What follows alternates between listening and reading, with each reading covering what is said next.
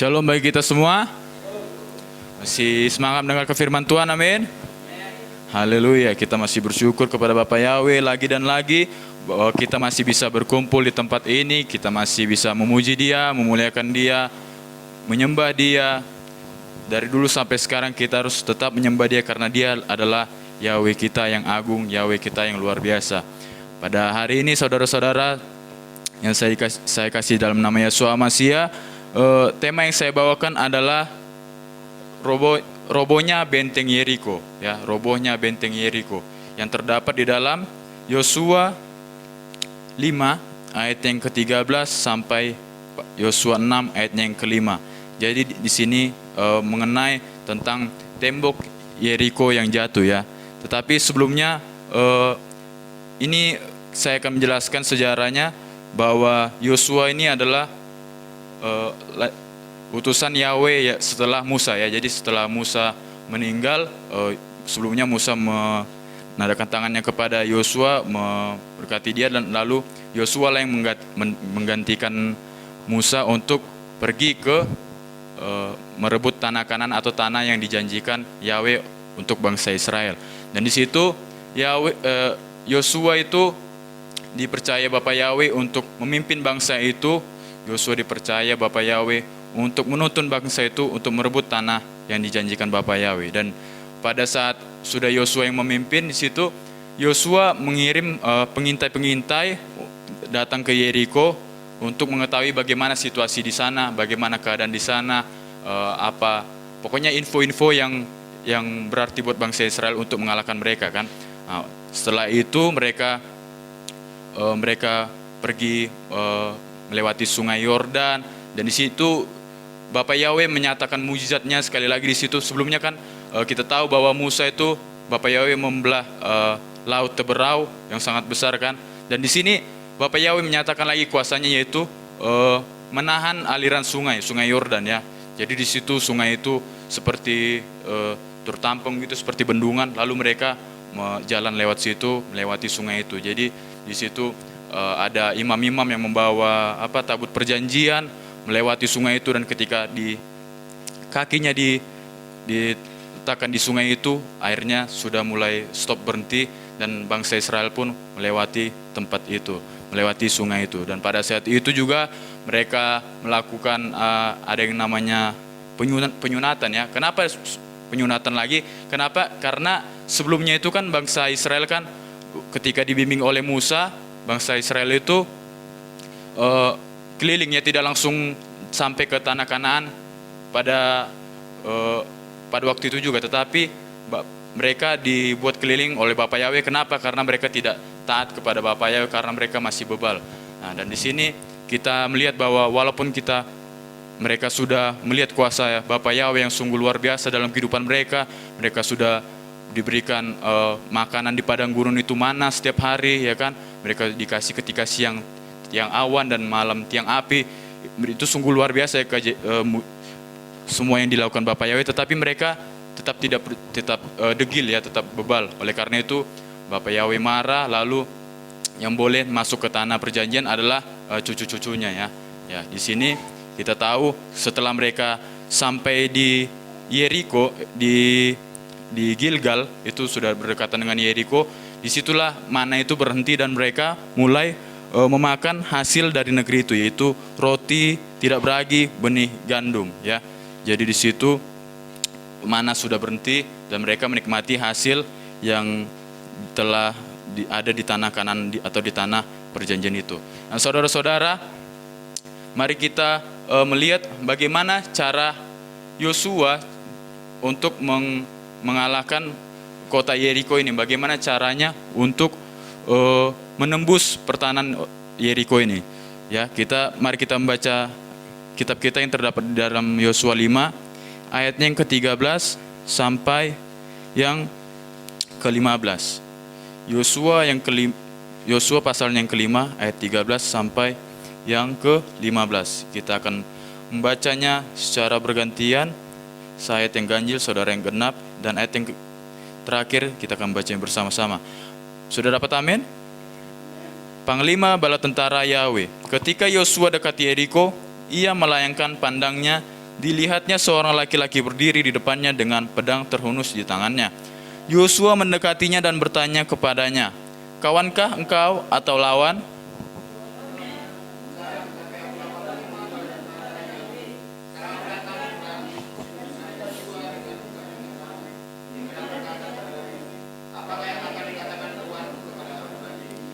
Mari kita baca bersama-sama.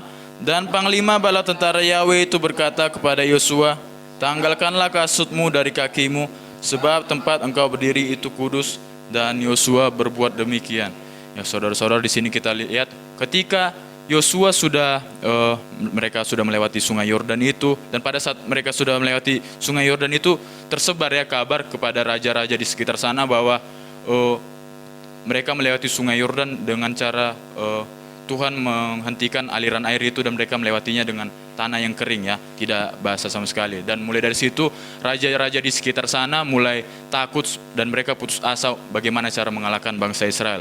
Dan di sini saudara, ketika mereka sudah melewati itu, Yosua pergi untuk melihat kota itu untuk mencari strategi bagaimana cara untuk mengalahkan kota itu. Tetapi di sini kita lihat bahwa ada seorang yang laki-laki berdiri di depannya dengan pedang yang terhunus di tangannya. Ya, itu mungkin mengerikan ya, kita tiba lagi mau mencari cara, tiba-tiba ada orang yang megang pedang di situ dan dia pasti bingung dan dia bertanya, "Kawankah engkau atau lawan?" Dan dijawab yaitu tetapi akulah panglima bala tentara Yahweh. Jadi di sini kita lihat bahwa Bapak Yahweh sendiri mengirimkan panglima bala tentaranya, yaitu ya berarti orang yang sudah dipercaya Bapak Yahweh untuk menyertai mereka melawan kota Yeriko itu. Ya, saudara-saudara, kita tahu bahwa benteng Yeriko itu adalah benteng yang sangat tinggi, benteng yang sangat tebal, kuat. Waktu itu Bang Jantir mengatakan bahwa bahkan di tembok itu saking tebalnya, di situ orang bisa tinggal ya. Itulah saking tebalnya di situ. Jadi sementara Yosua memandangi di situ, dia memikirkan bagaimana cara menembus benteng pertahanan yang tebal ini. Sedangkan bentengnya aja, temboknya aja bisa satu rumah tinggal di situ. Tetapi ada panglima bala tentara Yahweh datang dan disitulah akan diberitahu olehnya bagaimana cara untuk mengalahkan kota Yeriko itu. Dan di situ Yosua apa dikatakan di sini di ayatnya yang ke-13 bahwa yang ke-14 lalu sujudlah Yosua dengan mukanya ke tanah menyembah dan berkata kepadanya, "Apakah yang akan dikatakan Tuanku kepada hambanya ini?" Jadi di sini kita lihat Yosua itu sujud kan. Yosua ketika dia tahu itu adalah utusan dari Bapak Yahweh, dia sujud menyembah, dia berserah kepada Bapak Yahweh. Apa artinya di sini? Di sini sujud menyembah berarti bahwa Yosua itu sudah menyerahkan seluruh kepemimpinannya, karena dia kan yang menjadi pemimpin bagi bangsa Israel, tetapi ketika dia sujud, dia menyerahkan kepemimpinannya kepada panglima bala tentara Yahweh itu. Dan disinilah kita melihat bahwa dia percaya kepada rencana-rencana Bapak Yahweh. Dan ini adalah menjadi awal kemenangan bagi Yosua. Dan di sini kita akan membacanya lagi yang terdapat dalam Yosua 6 ayat yang 1 sampai yang ke-5. Saya akan baca ayat ganjil, saudara yang genap.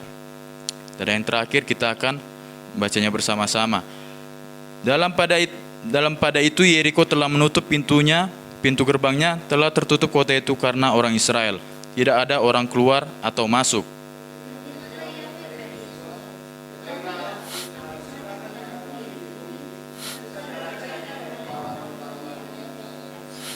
Haruslah kamu mengelilingi kota itu, yakni semua prajurit harus mengedari kota itu sekali saja. Demikianlah harus engkau perbuat 6 hari lamanya.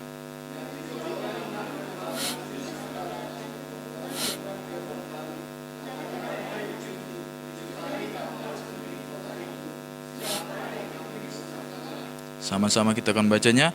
Apabila sangkakala tanduk domba itu panjang bunyinya, dan kamu mendengar bunyi sangkakala itu, maka haruslah seluruh bangsa bersorak dengan sorak yang nyaring.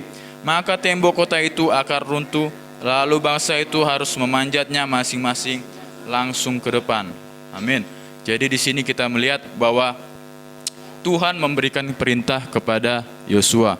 Apa saja perintahnya? Perintah yang pertama adalah supaya Yosua menaati perintahnya yang dikatakan bahwa haruslah kamu mengelilingi kota itu, yakni semua prajurit ya. Jadi mereka mengelilingi kota itu dan mereka membawa tanduk domba atau seperti yang ada di sini yaitu shofar ya.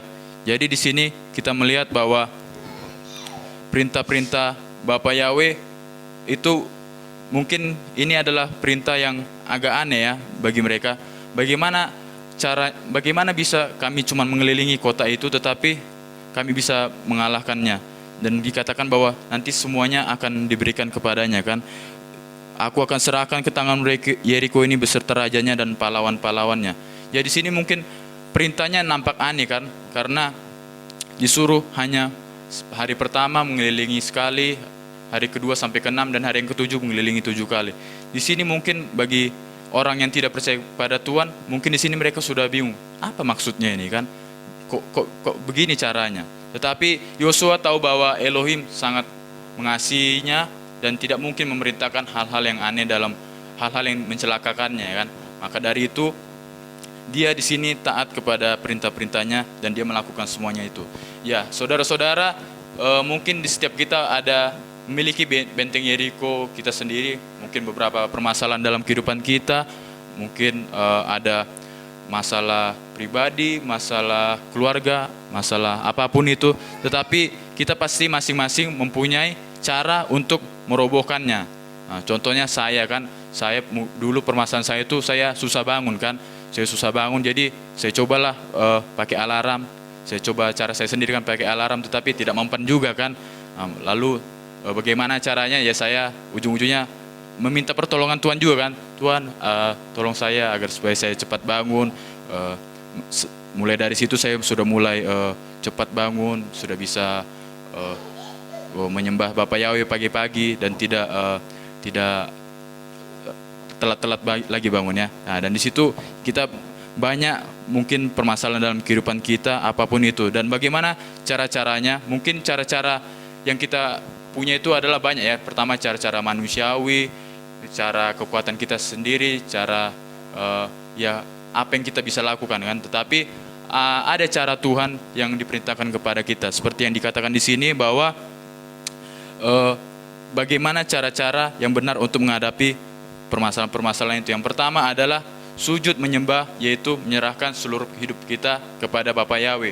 Karena di ayat yang kelima, pasal 5 ayat yang ke-14 kita melihat bahwa bahwa Yosua sujud ketika Bapa Yahweh mengirimkan utusannya kepada dia. Berarti dia hormat kepada keputusan Bapa Yahweh, dia menyuluhkan seluruh hidupnya. Ya mungkin dari hidup kita, mungkin kita masih belum sepenuhnya dengan dia, kita masih setengah-setengah.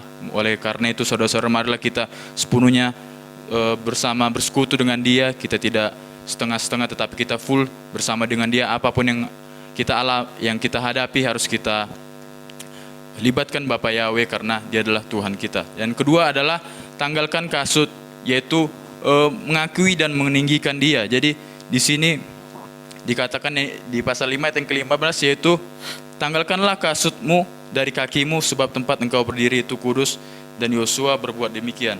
Jadi tanggalkan kasut di sini berarti bahwa kita meninggalkan dosa-dosa kita yang lama, kita meninggalkan kebiasaan-kebiasaan kita yang lama yang mungkin mengikat sampai sekarang kan, kebiasaan yang tidak sesuai dengan perintah Bapa Yahweh. Apapun itu kita harus meninggalkan itu menuju terangnya firman Bapa Yahweh dan mengikuti segala perintahnya. Dan yang ketiga adalah apa? Taat sepenuhnya kepada perintah Yahweh ya. Karena percayalah pada kasih-Nya dan tidak ada yang mustahil baginya. Di sini di ayat yang pasal yang ke-6, ayat yang ke-3 sampai yang ke-4, yaitu haruslah kamu mengelilingi kota itu ya kan. Di sini dikatakan sekali saja sampai 6 hari lamanya, dan yang hari ke-7 itu harus 7 kali ya. Nah, di sini kita melihat bahwa mereka dihimbau oleh malaikat itu, bala tentara Yahweh itu, untuk bagaimana caranya mengalahkan kota Yeriko itu, yaitu di sini kita lihat bahwa dia harus taat kan, dia harus mengelilinginya hari pertama sampai hari ke-6 itu sekali-sekali dan membawa sangkakala, dan yang hari ke-7 itu 7 kali. Dan di sini kita bisa melihat bahwa di ayatnya yang ke 3 sama 4 ini, di sini kita melihat bahwa itu adalah perintah-perintah Bapa Yahweh, dan perintah-perintah Bapa Yahweh ini mereka taat ya. Di ayatnya yang ke-6 sampai selanjutnya mereka melakukan itu setiap hari selama 7 hari, dan yang hari yang terakhir mereka berhasil ya. Dan di sini kita belajar bahwa jangan memodifikasi perintah Bapa Yahweh sesuai dengan kemauan kita ya. Jangan kita mengikuti keinginan kita sendiri. Misalnya kita mengikuti perintahnya tetapi kita ganti-ganti gitu kan. Kita misalnya kita dibilang jangan mencuri jeruk, tetapi kita gara-gara lagi lapar, aduh Tuhan lagi lapar aku, nggak apa-apa lah sekali-sekali ya. Itu nggak boleh ya. Jangan kita memodifikasi perintah-perintah Bapa Yahweh dengan keinginan kita sendiri, tetapi kita harus mengikuti perintahnya dengan apa saja perintahnya itu kita harus ikuti, dan jangan kita modifikasi, jangan kita tukar-tukar ya. Dan yang kelima adalah kita memegang janji Tuhan, yaitu bahwa Dia selalu menyertai kita. Seperti yang dikatakan dalam Matius 28 ayatnya yang ke-20, yaitu ketahuilah aku menyertai kamu senantiasa sampai kepada akhir zaman. Ya, jadi kita tahu bahwa di sini Yosua selalu mengandalkan Bapa Yahweh, selalu melibatkan Dia dalam segala hal, dan dia memegang janji Tuhan karena dia percaya pasti tidak mungkin Tuhan itu memerintahkan hal yang mencelakakannya. Dan apa hasilnya? Yaitu pasal yang ke-6 ayat yang ke-20 dikatakan bahwa lalu bersoraklah bangsa itu sedang sangkakala ditiup. Segera sesudah bangsa itu mendengarkan bunyi sangkakala, bersoraklah mereka dengan sorak yang nyaring, maka runtuhlah tembok itu. Lalu mereka memanjat masuk ke dalam kota masing-masing langsung ke depan dan merebut kota itu. Jadi di sini kita melihat bahwa ada kemenangan terjadi ya, ketika mereka mungkin berpikir bahwa perintah-perintah yang disuruh keliling tembok yang setebal itu cuma disuruh keliling dan menyiapkan sangkakala, mungkin menurut mereka itu konyol, tetapi mereka memegang janji Tuhan dan mereka taat. Mereka tidak memodifikasi apapun perintah Tuhan yang disampaikan kepada mereka. Mereka tetap taat dan mereka pegang janji Tuhan. Dan di sini kita melihat bahwa mereka berhasil mengalahkan kota itu dengan cara runtuhlah tembok itu ya. Jadi tembok itu runtuh, tidak ada lagi pada penahannya ya. Jadi tembok yang kita tahu setebal sampai bisa menahan rumah itu runtuh hanya dengan ditiupkan sangkakala. Jadi saudara-saudara, di sini kita melihat bahwa betapa dahsyatnya rancangan Tuhan terhadap kehidupan kita, betapa luar biasanya rancangan-rancangan Tuhan itu. Mungkin bagi kita di kehidupan kita, mungkin kita memikirkan bahwa itu mungkin kita merasa bahwa perintah-perintah Tuhan itu agak susah untuk kita lakukan atau sedikit tidak berpas dengan hati kita, tetapi kita harus ingat bahwa kita harus selalu mengandalkannya dan kita harus memegang janjinya, karena rencananya itu adalah rencana damai sejahtera dan bukan rencana yang mencelakakan kita. Maka dari itu saudara-saudara, mari kita renungkan bagi kehidupan kita masing-masing, apa itu benteng Yeriko dalam kehidupan kita, yang ada dalam kehidupan kita saat ini, ya kan? Dan apa solusi yang telah kita pikirkan? Apakah kita itu solusinya sesuai dengan perintah Tuhan atau tidak? Bagaimana cara kita mengendalikannya? Apakah kita dengan kekuatan kita sendiri atau dengan Tuhan? Saudara-saudara, mungkin banyak ya benteng Yeriko dalam kehidupan kita. Mungkin ada dosa-dosa kita yang mengikat, atau mungkin ada sakit penyakit ya. Seperti kami kemarin baru nonton videonya Pak Daud Toh ini. Dia dulu adalah seorang dukun yang sangat sakti ya, tetapi dia sudah bertobat, dan dalam perjalanan tobatnya itu dia memberikan kesaksian. Dan di situ saya mendengar bahwa dosa itu ya kan, semua dosa adalah dosa kan, tetapi ada dosa yang memutus urapan, dan dikatakan situ ada dua, yaitu penyembahan berhala dan perzinahan. Maka dari itu saudara-saudara, mungkin apapun dosa yang mengikat dalam kehidupan kita itu, kita harus selesaikan itu, kita harus tuntaskan, kita harus tinggalkan. Karena dengan kita memutuskan dosa-dosa itu, kita bisa balik lagi bersekutu dengan Tuhan, kita bisa lagi mendapat urapannya yang kudus, dan kita bisa lagi menjalani hari-hari kita dengan firman-Nya, kita menjalani hari-hari kita dengan kuasanya yang dinyatakan dalam kehidupan kita. Dan apalagi benteng-benteng Yeriko dalam kehidupan kita mungkin adalah sakit penyakit, dan juga ini ya teman kami, angkatan kami ada juga yang memiliki sakit mah ya. Dia selalu sakit perut, tetapi ketika dia waktu itu ada staf ahli kami Mak Ondang yang mengatakan bahwa coba puasa, dan itu dia lakukan dan dia mendekatkan diri dengan Tuhan. Dia bersungguh-sungguh berpuasa 1 hari, bahkan berpuasa Ester 3 hari, dan itu penyakitnya sembuh ya. Padahal mah itu kan tidak bisa makan kan, tetapi dia melakukannya dengan sungguh-sungguh, dia pegang janji Tuhan dan dia sembuh. Dan saudara-saudara, bagaimana kita menyelesaikan masalahnya itu adalah kita harus berpegang terus kepada firman Tuhan, dan kita jangan mengandalkan kekuatan diri kita sendiri. Dan apakah kita sudah mengambil langkah tersebut? Kalau belum, ya mari kita melakukan langkah tersebut, dan marilah kita mulai bersama-sama untuk memulai lagi hidup yang lebih sungguh-sungguh lagi melayani Tuhan.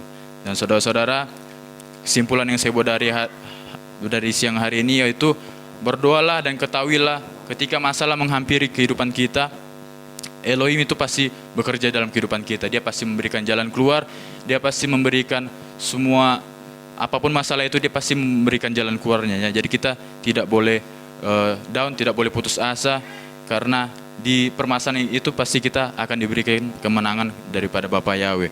Dan kita mungkin melihat bahwa perintah-perintah Tuhan yang kelihatan aneh tadi hanya mengelilingi kota itu dan meniupkan sangkakala, tetapi apa kenyataannya? Kenyataannya bahwa tembok yang sebesar itu bisa runtuh, tembok sebesar itu bisa hancur, dan mereka bisa merebut kota itu. Dan kita lihat betapa luar biasanya juga kehidupan perjalanan bangsa Israel ini, dari laut Teberau yang besar bisa dibelah sampai sungai Yordan pun dihentikan aliran airnya ya kan. Jadi kita harus tetap percaya bahwa janji-janji Tuhan itu tetap ada dalam kehidupan kita. Kita tetap setia kepada Dia walaupun kadang kita berbalik kepadanya, tetapi ketika kita berbalik kepadanya, percayalah bahwa Tuhan selalu setia menunggu kita.